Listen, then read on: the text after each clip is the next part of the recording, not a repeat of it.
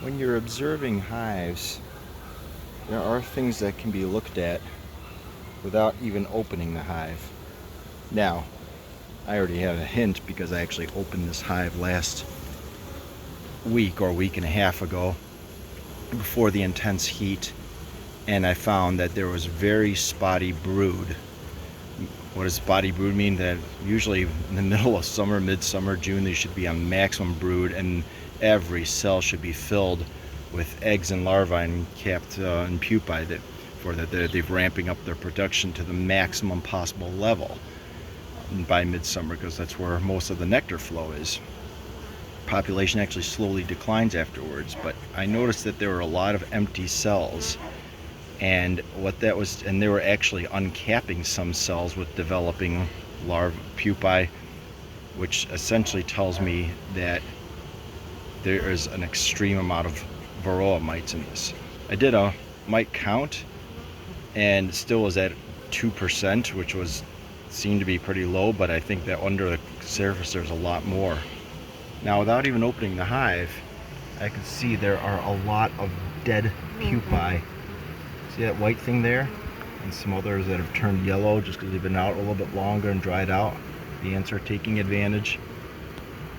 Those are pupae that the bees dragged out, and I actually saw 2 of them get pulled out as bees were carrying away undeveloped pupae away from the hive. That means that this thing is an intolerable amount. It's very sick, developing brood, and they are actually declining in numbers.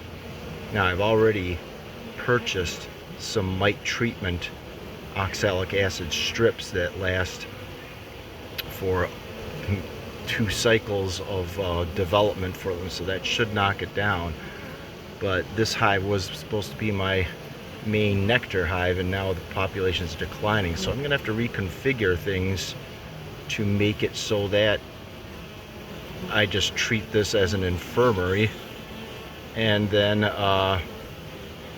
work on creating another stronger hive that can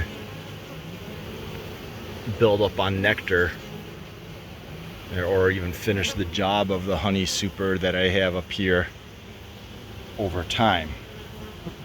And so I'm gonna get to work on that. Obviously, I don't want to transfer brood from this to another hive because that would be catastrophic. This thing is suffering badly.